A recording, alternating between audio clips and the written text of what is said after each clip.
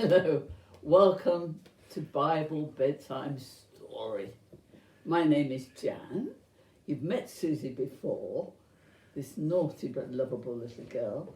And this is Molly, Susie's mum, or at least the vet and the RSPCA. You know they're rescues, you remember me telling you. Unfortunately, Molly is the sweetest, she wants to please, but she's now gone totally deaf and she's probably about 15.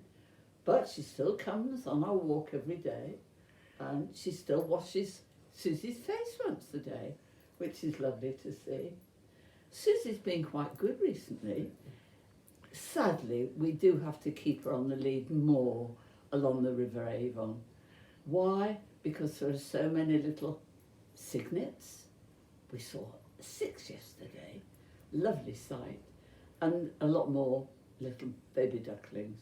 And of course, Susie just goes bananas and wants to chase them if they're on the bank. So we have to be very, very careful. Okay, right. Today, it's King David and the Ark of the Commandments. Now, you may remember that Moses in the wilderness had climbed up to the top of a high mountain where he'd spoken to God. Then God gave Moses the 10 Commandments, which was a set of rules about all how people should behave forevermore. These rules were carved on 2 great tablets of stone. They were forever after the most important thing which the people of Israel had owned, because it was given to them by God. So they had made a superb wooden casket, a beautifully carved great big box. They called this box the Ark of God's Commandments, and into it they placed these 2 great stone tablets. Now, King David had beaten all his enemies in battle, so there was a time of peace and quiet. Then King David decided to bring the Ark of God's Commandments up to his capital city, Jerusalem, where he lived. So with a great military escort, he set out, leading a vast procession of people. There were singers and dancers and musicians before the ark, and in every village the singers, dancers and musicians all performed. They had a sort of concert. Then they held a party. Then one day there was an accident. A man died. Oh, King David thought that it might be a sign that God was cross. So he stopped the great journey and ruled that the ark must stay there. A great landowner cared for the ark for 3 months. So then King David gave the order that the ark should continue on its journey. The music, singing and dancing continued because the people were filled with a great joy. King David himself joined in with the dancing to celebrate God's wonderful gift to his people.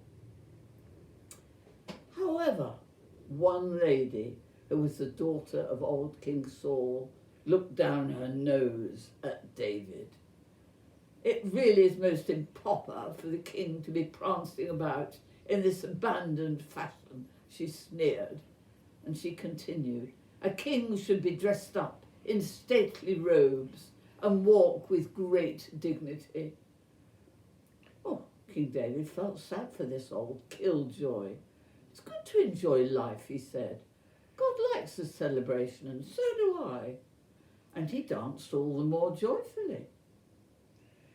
After its long journey, amid the joy of all the people along the way, the ark eventually reached Jerusalem. There King David had prepared a wonderful great tent where it would be held with great reverence. The tent was beautifully lined and carpeted. Priests attended in the outer tent, but the ark was held in the sanctuary where only the high priest was allowed to enter.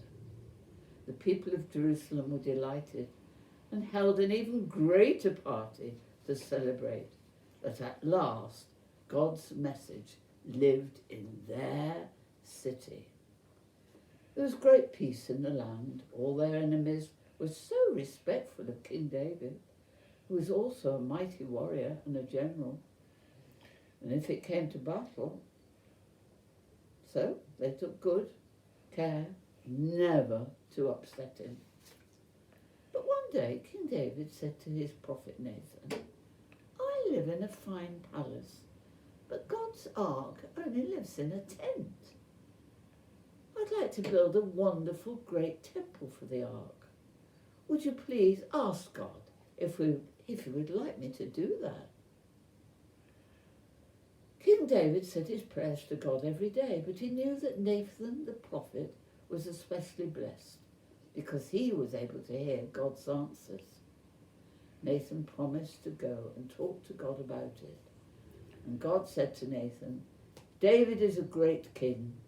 He was only a shepherd boy when I first had him blessed, because I knew even then that he would become a great king.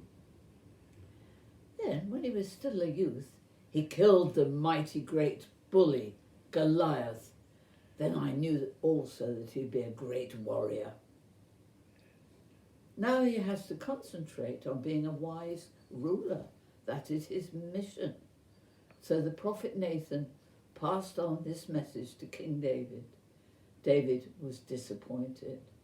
Please ask God if I can both be a wise ruler and build the temple.